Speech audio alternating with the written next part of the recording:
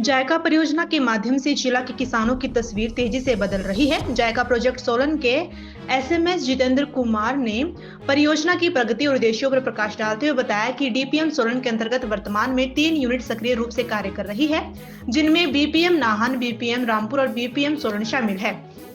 जितेंद्र कुमार ने बताया कि इस परियोजना का प्रमुख उद्देश्य किसानों के खेतों तक नियमित और पर्याप्त पानी पहुंचाना है। इसके लिए फ्लो इरिगेशन स्कीम और लिफ्ट इरिगेशन स्कीम दोनों तकनीकों का उपयोग किया जा रहा है। सोलन जिला में कई स्थानों पर कार्य प्रगति पर है, जबकि कुछ योजनाएं अंतिम चरण में पहुंच चुकी है, जिससे किसानों को जल्द ही सीधा लाभ मिलने की उम्मीद है। परियोजना के तहत भौगोलिक परिस्थितियों और मौसम को ध्यान में रखते हुए सुरक्षा दीवारों का निर्माण किया जा रहा है। साथ ही पानी की आपूर्ति के लिए HDPE और GI पाइपों का प्रयोग किया जा रहा है। निर्माण कार्य की गुणवत्ता बनाए रखने के लिए KVA का गठन किया गया है, जो चयनित गांव और साइट का प्रतिनिधित्व करती है। इसके अलावा CE और सुपरवाइजर नियमित रूप से साइट का निरीक्षण कर रहे हैं। जितेंद्र कुमार ने बताया कि सिंचाई सुविधा उपलब्ध होने के बाद परियोजना का अगला और सबसे अहम लक्ष्य फसल विविधीकरण है। इसके माध्यम से किसानों को नई और लाभकारी फसलों को प्रेरित किया जाएगा, जिससे उनकी आमदनी बढ़ेगी और आर्थिक स्थिति मजबूत होगी। नमस्कार जी, मेरा नाम Jitendra Kumar, SMS office of DPM Solan हूँ। जैसे कि मैं बताना चाहता हूँ, मैं जायका प्रोजेक्ट से हूँ। जैसे हमारे डीपीएम सोलन के अंडर बीपीएम नान है, जो मतलब एक हमारा 3 यूनिट हैं। एक बीपीएम नान हो गया, बीपीएम रामपुर हो गया और एक बीपीएम सोलन है जी। और इसमें मैं जो 3 यूनिट में हमारा मेन जो इसका यूनिट का काम है, वो लोगों को खेतों तक पानी पहुँचाना है, चाहे वो थ्रू फ्लो इरिगेशन स्कीम हो गया या फिर दूसरा लिफ्ट इरिगेशन स्कीम के द्वारा पहुँचाना है। जैसे और खेतों के तक उनको पानी पहुँचाना है। 2 तरह की स्कीमों के द्वारा बनाया जाता है ना। और उसमें जैसे मैं बात करूँ बेसिकली सोलन की, सोलन और 22 जगह हम तो साइटों पे काम चला हुआ है और ऑलमोस्ट कुछ साइटें कंप्लीट होने के कगार पे हैं, उसमें भी रनिंग में चला हुआ काम और अच्छे तरीके से काम चला बढ़िया।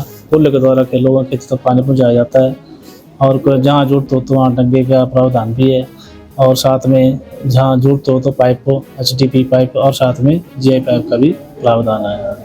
वो सारा डिपेंड करता है वहाँ का सिचुएशन, वेदर क्या है, क्या साइड का क्या हम तो डिमांड है, उसके अकॉर्डिंग सारा काम होता है। और दूसरा जो भी है इसका रख रखाव जो भी है, इसमें KVA का फॉर्मेशन होती है। पहले KVA को फॉर्म किया जाता है और ताकि वो पूरे जो भी साइट हमने सेलेक्ट की है उसको वो रिप्रेजेंट करे, बड़ा KVA पर गांव को रिप्रेजेंट करता है। उसका देख रेख पुल का जो भी कंस्ट्रक्शन वर्क है वो सारा KVA की निगरानी में होता है। और साथ में हमारे जो इंजीनियर स्टाफ है, कंस्ट्रक्शन वाले हैं, जैसे CE हो गया, JE हो गया, सुपरवाइजर हो गया, उनकी निगरानी में भी सारा काम होता है। और वो बीच बीच में भी जाते रहते हैं साइट पे कि काम कैसा हो रहा है, क्वालिटी बेस हो रहा है कि नहीं हो रहा है। और इसके बाद हमारा मेन जो काम होता है जायका का, वो मेन काम है हमारा क्रॉप डाइवर्सिफिकेशन करना, मतलब फसल विविधीकरण करना खेतों को। जैसे कोई फार्मर है हमारे, वो परंपरागत खेती उगाते हैं या कम क्षेत्र में उगाते हैं, जब उनके खेतों तक पानी पहुँच गया तो मतलब उन्होंने कैसा उसको उपज को बढ़ाना है, कौन कौन सी क्रॉप वहाँ लगानी है, ताकि वो अपना इनकम सोर्स बढ़ा सके और अपनी आर्थिकी को सुदृढ़ कर सके।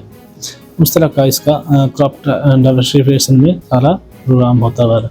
जैसे क्रॉप में हमारा एग्रीकल्चर एक्सपर्ट होते हैं, AU होते हैं, एग्रीकल्चर ऑफिसर और AUs होते हैं।